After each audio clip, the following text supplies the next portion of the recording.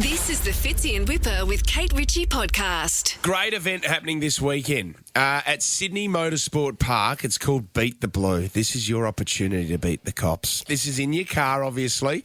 This is run by volunteers, and 100% of the proceeds from participation and merchandise go directly to the New South Wales Police Legacy. One man, will he be racing this weekend, is Sergeant Steven Planinic. He's part of the Auburn Highway Patrol, and he joins us now. Sergeant Steve! Yeah. Thank you. G'day, Sergeant Steve. So can I come down with my own car? Yes, yeah, you can't use our cars, unfortunately. So it's like if Tommy comes down, he drives a Toyota Yaris. Yeah, 2010 Toyota Yaris. Is it going to be the 2010 Yaris trying to beat one of your patrol cars? That's correct, yeah. Tommy, stay away. Have the day off. Yes, all right. That's an exciting opportunity for people to come down and have a go. It is. That's the biggest draw card of the event, to test their driving skill against the police. What is the average police car? Well, the highway patrol cars that will be in use will be the 530D, which is a sedan, and now the highway patrol are using X5 BMW, so SUVs. Right, okay, that's pretty good. And tell us about your driving, Steve. I mean, how often do you actually have to get out in the track? And you know, for moments when you are on highway patrol, we do see it on the news quite a bit where someone decides to go for it and get away from the cops. I mean, so how much are you practicing on the road? So with that, it comes down to training. So a lot of our training is around scenario work on a racetrack. And that's where we started Beat the Blue, so that we could recreate that in a safe environment and show people that if you drive safely and correctly, generally you're quicker. So each year, this is our 5th year of running Beat the Blue, the cops have won 80% of the matchups with the public. Wow. So with your question with the pursuit stuff, again, it's we get that much training and oversight with what we do, which is what we should have, that we try and our best. We're still humans, we make mistakes, but we do our best to prioritise that safety and switch off. Now, we've thrown it out there this morning, Sergeant Steve, 13 24 10. If you'd like Sergeant Steve to debunk any myths or clear up some laws for our listeners, Julia's given us a call from Pennant Hills. What's your question, Jules? I was wondering if I'm allowed to drive with my dog in the car without him being strapped in. With animals and in cars and that, it's recommended heavily that they're strapped in. The biggest offence around that, so what you would get a ticket for, is if your dog was on your lap while you were driving. So as long as they're not on your lap or impeding you, you're fine. Prefer one on the back seat, Steve? Yeah, that's right. It's just safer for them and strapped in. I've got a lab at home and we've got a great little setup for the back seat so he doesn't destroy it or eat it. He's strapped in and he's nice and safe. Because again, you can be the best driver in the world, and if something happens around you, you don't want your loved ones to get hurt. Great question, Julia. Thank you. Lockie in Camaray.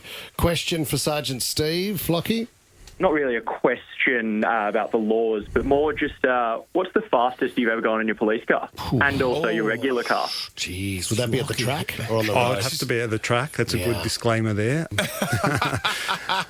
I don't really. After I've been in the police for 20 years now, most of that in the highway patrol. It's not. There's no board at work that I sort of note down the fastest we go.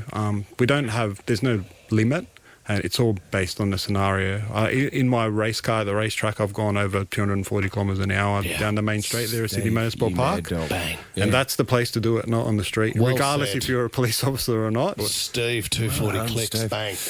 Gemma in Parramatta, you got Sergeant Steve. What would you like to ask? Hello, I'd love to know why is it when you've pulled someone over that you tap the car and leave your fingerprints as you walk off back to your police car?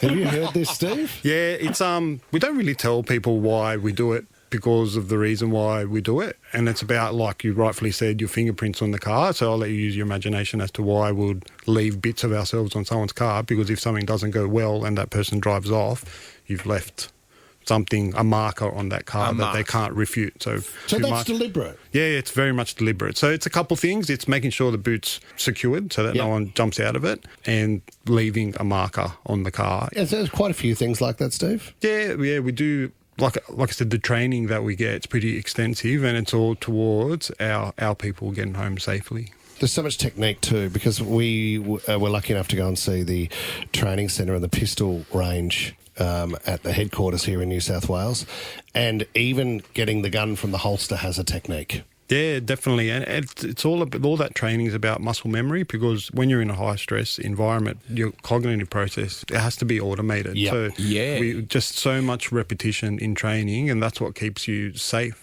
that split-second decision, Steve, what you need to pull out, whether it's a taser, pepper spray, your baton, or it could be a gun. And I know you tasered Tom just outside the studio here, but was that just because he was getting too close to you? Asked for it. Yes, apologise. Serena's in 5. Question for Sergeant Steve. Yes, I just want to know if a police car comes up behind me in a hurry, but I'm at a red light, do I go through it to make way for the police car, or do I stay at the red light? Oh, Great question. Yeah, that is a great question because that happens quite a lot. If you can shuffle out of the way without crossing the line, yes. What if you can't? No, I wouldn't. Don't move. Do you like the show Highway Patrol, Steve?